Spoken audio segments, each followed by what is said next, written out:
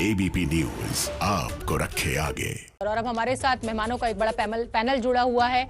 हमारे साथ दिल्ली से वकील अनुजा कपूर जुड़ी हुई हैं, लखनऊ से सामाजिक कार्यकर्ता सैयद जरीन मौजूद हैं और साथ ही मेरे सहयोगी रणबीर मौजूद है। रणबीर से मैं शुरुआत करूंगी। रणबीर, जिस तरीके की संवेदनहीनता पुलिस के द्वारा दिखाई गई, प्रशासन के द्वारा दिखाई गई, 120 घंटे से ज्यादा का समय लग गया मुख्य आरोपी को गिरफ्तार करने में, सवाल तो जरूर खड़े होंगे। और अब इस तरीके का बयान अगर आता है राष्ट्रीय महिला आयोग की सदस्य की तरफ से तो क्या कहा जाए?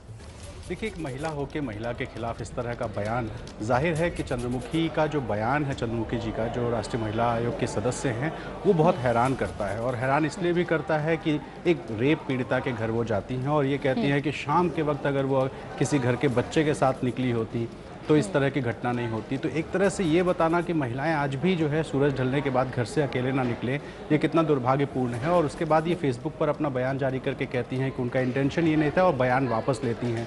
तो बयान वापस लेना तो एक फॉर्मेलिटी है, एक बयानबाजी है, लेकिन सवाल ये है कि जब महिला आयोग के सदस्य ही इस तरह की बात करेंगी तो बाकी लोग किस तरह की बात करेंगे? तो इस तरह के लोगों पर कार्रवाई होनी चाहिए, मेरा तो ये मानना है। ठीक है रणबीर, आप बने रहिए और अब मैं रुख करूंगी अनुजा कपूर जी का। अनुजा कपूर जी, महिलाओं के साथ जब इस तरीके का कोई जुर्म होता है तो बीमार मानसिकता के पुरुष जितने ज्यादा जिम्मेदार हैं, कहीं ना कहीं मैं उससे ज्यादा जिम्मेदार इस तरीके की महिलाओं को मानती हूं जो खुद महिलाओं को जिम्मेदार ठहरा देती है। क्या इनके खिलाफ कोई कानूनी कार्रवाई हो सकती है? देखिए, ये तो सवाल कीजिए आप रेखा जी से, जो अध्यक्ष है एनसीडब्ल्यू की। हाँ, कि किस तरीके आप वकील हैं, उन्होंने आप वकील हैं, मैं जानना चाहती हूँ कि कानून है इस तरीके का कि कोई इस तरीके का संवेदनहीन बयान किसी महिला को लेकर दे जो कि पीड़िता हो, रेप विक्टिम हो, उसकी हत्या कर दी गई हो, तो उसके खिलाफ कोई कानूनी कार्रवाई की जाए?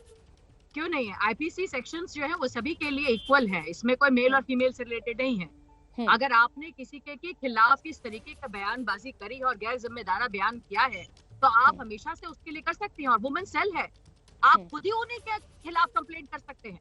तो there are things which are possible. ऐसा नहीं है कि सिर्फ एक वकील इस चीज को देखेगा। ये नॉर्मली एक बंदा, उनके घर के परिवार वाले उनके ऊपर डायरेक्ट एलिगेशंस के ऊपर बात कर सकते हैं।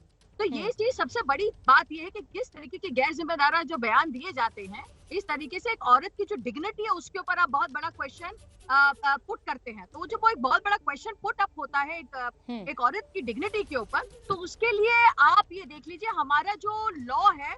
अब आपने देखा है कि जस्टिस वर्मा की रिपोर्ट के बाद रेप को कितना बड़ा एक्सपैंड कर दिया, उसके रेप शब्द को कितना एक्सपैंड कर दिया, उसकी ब्रांचेस को कितना एक्सपैंड कर दिया, डिजिटल रेप आ चुका है, and we are talking on a various larger perspective. उसी तरीके से आपके अंदर जो आपके जो डिग्निटी से रिलेटेड, औरत की डिग्निटी को संभालने के लिए, उसको देखने के लिए आप कई तरीके के इसके अंदर आईपीसी के सेक्शंस लग सकते हैं। That is not the stuff. और इसके अंदर ये किसी ने नहीं लिखा कि ये सिर्फ औरत अगर बोल रही है या आदमी बोल रहा है उसके लिए। ये है कि कोई भी अगर औरत की डिग्निटी के ऊपर इस तरीके की बात करेगा तो किया जा सकता है। लेकिन सवाल तब और गंभीर हो जाता है अनुजा जी, सवाल तब गंभीर और ज्यादा हो जाता है जब एक महिला का दर्द नहीं समझ पाती है। पुरुष से तो हम उम्मीद ही ना करें, लेकिन एक महिला होकर अगर महिला इस तरीके के जज्बातों को, इस तरीके की भावनाओं को नहीं समझ पाए तो फिर क्या कहा जाए? मैंने आपको पहले मतलब आई एम टेलिंग यू कि ये जो चीज मैंने सिर्फ एक आपको नहीं कह रही हूँ, मैंने बहुत जगहों पर ये बात को हमेशा से कहा है कि एक आदमी कभी भी बीच में इसको हम लोग दोषी ठहरा नहीं सकते, क्योंकि सबसे बड़ी बात क्या है, एक औरत ही एक औरत की सबसे बड़ी दुश्मन। आप कहीं पर भी देख लीजिए, मैं क्योंकि being a lawyer of domestic violence आपको वहां देखती हूँ मैं, और 10 जगहों पे अगर हम देखते हैं जो एक औरत, आप sexual harassment at the work place देख लीजिए। ठीक है वर्क प्लेस के अंदर भी अनुजा जी मैं आऊंगी आपके पास। हाँ, अनुजा जी मैं आऊंगी। सैयद जरीन भी मेरे साथ मौजूद हैं, सामाजिक कार्यकर्ता हैं। सैयद जरीन जी, क्या आप अनुजा जी से सहमत है, क्योंकि आप भी सामाजिक कार्यकर्ता हैं? इस तरीके की महिलाएं ही महिलाओं को कटघरे में खड़ा करती हैं और हर जुर्म के लिए उन्हीं को दोषी साबित करती हैं। मैं बिल्कुल उनको अग्री करती हूँ, बिल्कुल सहमत हूँ उनसे। बहुत शर्मिंदगी की बात है कि एक महिला आयोग की सदस्य वहां पर जाती है, कंडोलेंस में वहां जाती है मिलने के लिए, और ऐसा शर्मनाक बयान देती है। अभी तक तो मैं ऑफ कैमरा देखती रहती थी कि पुरुष ऐसी बातें करते हैं कि महिला ने ऐसा क्यों करा, लेकिन जब एक महिला, और वो भी एक आयोग, महिला आयोग की सदस्य होकर, इतनी गिरी हुई बात कहती है कि 5 बजे के बाद उस महिला को नहीं जाना चाहिए था। मैं आपके चैनल के माध्यम से उससे सवाल पूछना चाहती हूँ, क्या वो कोई शो देखने गई थी? वो मंदिर में पूजा करने गई थी। आप किस महिला उसकी बात कर रहे हैं? आप बात करते हैं कि हम महिला को पढ़ाओ, उनको बढ़ाओ, उनको बच्चियों को शिक्षा दो, और उस महिला जो खुद एक आंगनबाड़ी की एक कार्यकर्ता थी, अकेले वाहिद अपने परिवार को चला रही थी, अपनी 2 बच्चों को पाल रही थी, आप ऐसी इस सोच की बात करेंगे? इस निम्न दर्जे की आप बात करेंगे किसी महिला को लेकर के?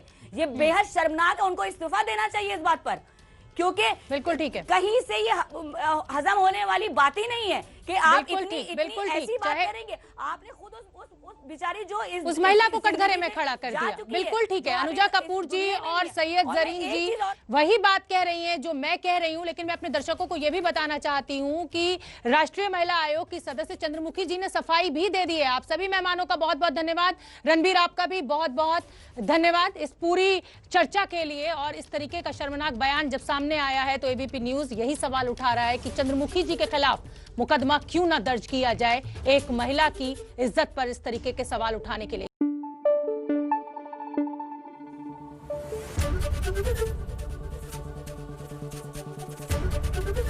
एबीपी न्यूज आपको रखे आगे।